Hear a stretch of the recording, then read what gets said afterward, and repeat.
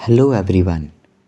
आज हम पदार्थ विज्ञान का थर्ड चैप्टर जिसका नाम है द्रव्य विज्ञानीय वो शुरू करेंगे। तो चलिए, इस वीडियो में हम 3 टॉपिक कवर करेंगे। द्रव्य का परिचय, उसकी व्युत्पत्ति, द्रव्य के लक्षण और द्रव्य का वर्गीकरण। तो चलिए शुरू करते हैं। सबसे पहले द्रव्य क्या होता है। तो जैसे हम लोग हैं, हम भी द्रव्य हैं। हमारा काल चल रहा है वो द्रव्य है। दिशाएं हैं वो द्रव्य हैं। आकाश, वायु, अग्नि, जल, पृथ्वी 5 महाभूत हैं, ये द्रव्य हैं। ये सारे ही द्रव्य हैं। कार्य कारण भेद से इनका अलग अलग वर्गीकरण हो जाता है, पर ये सारे ही द्रव्य हैं। तो चलिए सबसे पहले द्रव्य का परिचय शुरू करते हैं।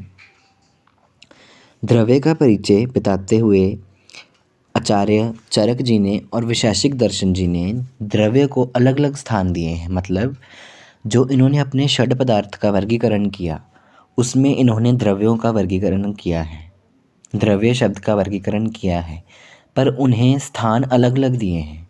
तो वैशेषिक दर्शन जी ने भाव पदार्थों में द्रव्यों को प्रथम स्थान दिया है, जैसे द्रव्य गुण कर्म सामान्य विशेष समवाय। तो यहाँ से पता चलता है कि द्रव्य को सर्वप्रथम स्थान मिला है। और चरक संहिता में षड पदार्थों में द्रव्यों का चौथा स्थान है। मतलब सामान्य विशेष गुण द्रव्य कर्म समवाय करके उन्होंने आचार्य चरक जी ने अपना षड पदार्थों का वर्गीकरण किया है। तो इस प्रकार से हमें द्रव्य का परिचय पता चलता है। अब हम आते हैं द्रव्य की व्युत्पत्ति पे। तो द्रव्य शब्द की जो व्युत्पत्ति है वो ध्रुव धातु में यत प्रत्यय लगाकर द्रव्य शब्द बनता है। तो ये जो ध्रुव धातु है ये गतिमान अर्थ के लिए है, तो इसलिए इसका अर्थ बनता है गति। मतलब जो कोई काम को प्रोसीड करे, जो हमेशा चलायमान हो, उसे हम कहते हैं द्रव्य। तो इसकी व्युत्पत्ति बताते हुए श्लोक भी बताए गए हैं, जो कुछ इस प्रकार है। सबसे पहला, द्रवति गच्छति परिणाम मिति द्रव्यम, अर्थात जो परिणाम को प्राप्त हो उसे द्रव्य कहते हैं। मतलब जो किसी रिजल्ट को, किसी कंक्लूज़न को निकाले, जो कोई कार्य को संपन्न करे, उत्पन्न करके उसका रिजल्ट निकाले, उसे हम क्या कहते हैं? द्रव्य। सेकंड आता है द्रवति गच्छति संयोग विभाग आदि गुणानीति व द्रव्यम, अर्थात जो संयोग विभाग को प्राप्त होता है उसे हम क्या कहते हैं? द्रव्य। संयोग मतलब ज्वाइन करना, विभाग मतलब अलग करना। मतलब जो किन्हीं पदार्थों में संयोग उन्हें जोड़ता है या उन्हें अलग करता है उसे हम क्या कहते हैं? द्रव्य। अब हम आते हैं द्रव्यों के लक्षणों पर। तो द्रव्य के लक्षण जो हैं उसमें वैशेषिक दर्शन जी ने सबसे पहले कहा है, क्रिया गुणवत् समवायी कारणम इति द्रव्य लक्षणम, अर्थात क्रिया और गुणयुक्त एवं समवायी कारण ये द्रव्य के लक्षण हैं। तो बच्चों एक बात याद रखनी है कि द्रव्य के लक्षण में हमने ये चीज़ ज़रूर लिखनी है कि जिसमें कर्म और गुण समवायी संबंध से रहते हैं वही द्रव्य है। मतलब द्रव्य हम उसी को कहते हैं जिसमें कर्म भी होता है और जिसमें गुण भी होता है। अगर हम अकेला गुण ले लेंगे तो वो द्रव्य नहीं कहा जाएगा। क्यों? क्योंकि गुण क्या है? जैसे हम बोलें कि कोई चीज़ गुरु है, कोई चीज़ लघु है, तो ये उस चीज़ का गुण है। या कोई चीज़ काली है, कोई चीज़ गोरी है, ये उसका गुण है। ठीक है। और अगर हम कहें कि वो ग्राही है, वो स्तंभन है, वो लेखन कर्म करता है, तो ये उसका कर्म है। मतलब कर्म कर रहा है। अब ये दोनों चीज़ें जिस चीज़ में रहती हैं उसे हम क्या कहते हैं? द्रव्य। इन चीज़ों का अलग से अगर हम बोलेंगे तो अस्तित्व नहीं है। मतलब अगर हम अकेले गुण की बात करेंगे तो उसे हम द्रव्य नहीं बोल सकते। तो यही चीज़ें वैशेषिक दर्शन जी ने और आचार्य चरक जी ने एक्सप्लेन की हैं। तो उन्होंने अपने श्लोक में यही कहा कि क्रिया और गुणयुक्त एवं समवायी कारण जो है वो द्रव्य का लक्षण है। अब क्रिया और गुणयुक्त क्या है? क्रिया और गुण सदैव द्रव्य में ही आश्रित होते हैं, और यहाँ क्रिया द्रव्य में आश्रित रहती है ऐसा कहा गया है। ठीक है। परंतु क्रिया सर्वव्यापी द्रव्य जैसे आकाश, काल, दिशा आदि को छोड़कर सभी द्रव्यों में रहती हैं। जो सर्वव्यापी द्रव्य हैं, जो सबके लिए एक जैसे हैं, उनमें क्रिया नहीं होती। अब आता है समवायी कारण। समवायी कारण मतलब ना टूटने वाला संबंध, जिसको हम कभी अलग नहीं कर सकते। तो जैसा पहले कहा गया है कि गुण और कर्म जो है वो समवायी संबंध से रहते हैं द्रव्य में। तो ये क्या हो गया कि द्रव्य जो है वो गुण और कर्म का समवायी कारण है, ऐसा अर्थ लिया जाता है। मतलब नित्य संबंध, नित्य मीन्स रेगुलर, जिसको कभी अलग नहीं किया जा सकता, जो झूठा नहीं है, जो हमेशा सत्य है।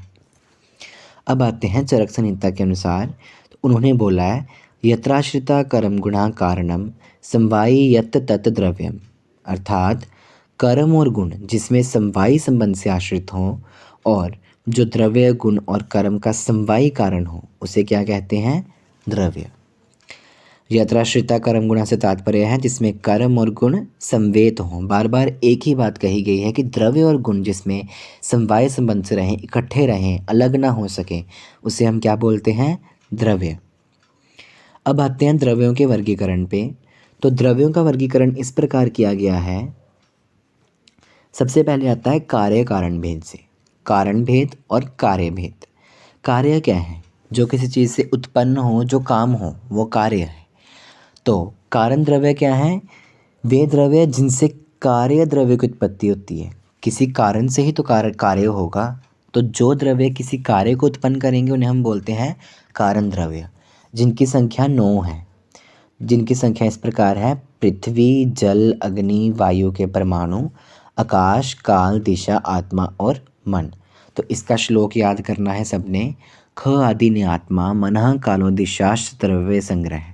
ख आदि मतलब आकाश, ख मतलब आकाश और आदि मतलब आकाश वाले और महाभूत, आकाश, वायु, अग्नि, जल, पृथ्वी।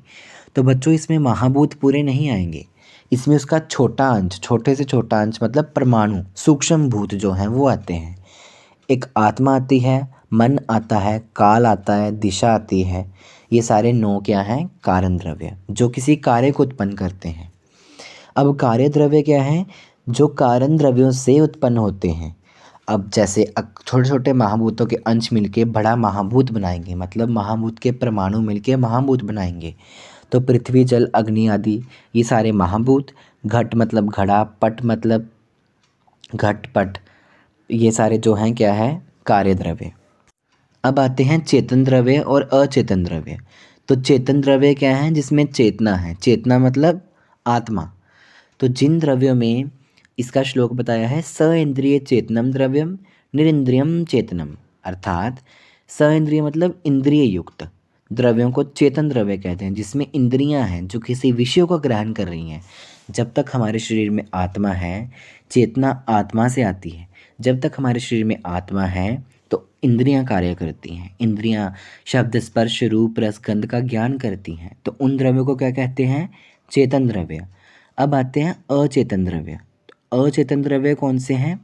निरिंद्रिय द्रव्यों को अचेतन द्रव्य कहते हैं। निरिंद्रिय मतलब इंद्रिय रहित। निरिंद्रियम चेतनम अर्थात इंद्रिय रहित जो द्रव्य हैं, जिसमें आत्मा नहीं है, उन्हें हम क्या कहते हैं? अचेतन द्रव्य। अब आता है द्रव्य का वर्गीकरण चार्ट फॉर्म में, जिसको समझते हैं। द्रव्य दो तरीके के बताए, कारण और कार्य द्रव्य।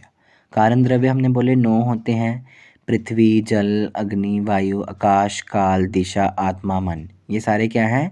कारण द्रव्य। तो कार्य द्रव्य कौन से हैं? पृथ्वी, जल, अग्नि, वायु, ये सारे महाभूत। और ये 2 टाइप्स के बताए, चेतन और अचेतन। चेतन अर्थात जिसमें आत्मा है, अचेतन अर्थात जिसमें आत्मा नहीं है। तो अचेतन में कौन से आते हैं? फिर से पुनः 2 भेद हो जाते हैं, खनिज और कृत्रिम। खनिज अर्थात ये जो धातु, उपधातु, ये जो हम माइनिंग करके या मिट्टी को खोद कर निकालते हैं, वो सारे क्या हैं? अचेतन द्रव्य। और कृत्रिम मतलब जो आर्टिफिशियली मैन मेड है, जो हमने बनाए हैं, प्लास्टिक, ये कृत्रिम है। और चेतन द्रव्य का वर्गीकरण होता है अंतश्चेतन द्रव्य, बहिरंतश्चेतन या बाह्य अभ्यंतर चेतन। अंतश्चेतन और बाह्य अभ्यंतश्चेतन, इनको हम सविस्तार से वर्णन करेंगे। सबसे पहले आते हैं अंतश्चेतन द्रव्य। अंतश्चेतन द्रव्य वो हैं जिन्हें ज्ञान का अनुभव भीतरी स्तर पर मतलब अंदर से, याद रखना है, अंतश्चेतन मतलब अंदर से, मतलब ज्ञान तो उन्हें होगा पर भीतरी स्तर पर वो उसे व्यक्त नहीं कर पाएंगे। वे उन्हें व्यक्त करने में असमर्थ हैं। उन्हें हम क्या बोलते हैं? अंतश्चेतन द्रव्य। इसके उदाहरण आते हैं जैसे मेघ की गर्जन से लवली में फल उत्पन्न होते हैं, जिससे उसकी श्रवण शक्ति का ज्ञान होता है। मतलब जो लवली का वृक्ष या बेल लता है उसमें जब फल उत्पन्न होते हैं तो जब मेघ गरजता है तब उत्पन्न होते हैं। इसका मतलब उसमें सुनने की शक्ति है पर वो व्यक्त नहीं कर पा रही, वो फल के रूप में व्यक्त कर रही है, वो उसको शो नहीं कर रही। जैसे हम देखते हैं कि सूर्य की गति की दिशा में सूर्यमुखी घूमता है, तो ये उसकी दर्शन शक्ति का ज्ञान होता है। हम उसके चाहे नेत्र नहीं देख सकते पर उसके पास जो ज्ञान करने की शक्ति है वो अंदर के रूप से है। उसी तरीके से स्पर्शन शक्ति का ज्ञान, जैसे हम टच मी नॉट प्लांट आता था तो उसको जब टच करते थे, जैसे लाजवंती जिसको बोलते हैं, वो सिकुड़ जाता है, उससे उसके स्पर्शन शक्ति का ज्ञान होता है। अब आते हैं अंतःचेतन द्रव्य, जिसके 4 भेद हैं। तो इसके 4 भेद कौन से हैं?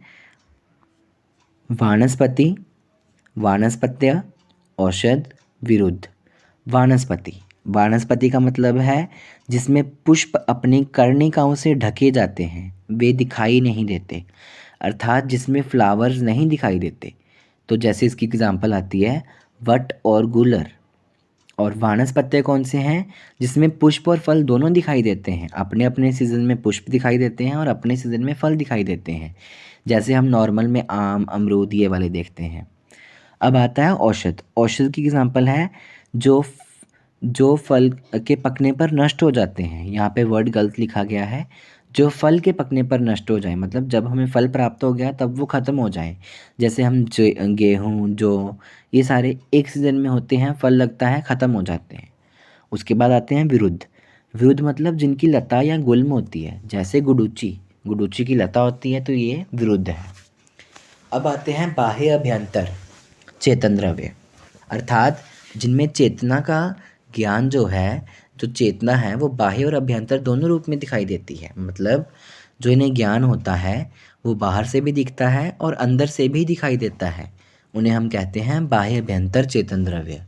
इनके पुनः 4 प्रकार हैं: जरायुज, अंडज, स्वेदज और उद्भिज। जरायु मतलब प्लासेंटा, अर्थात जो योनि से जन्म लेते हैं या प्लासेंटा से जन्म लेते हैं, उन्हें हम कहते हैं जरायुज। जैसे मनुष्य। अंडज वो हैं जो अंडे से उत्पन्न होते हैं, जैसे सर्प, पक्षी। स्वेदज मतलब जो स्वेद से उत्पन्न होते हैं, जैसे कृमि।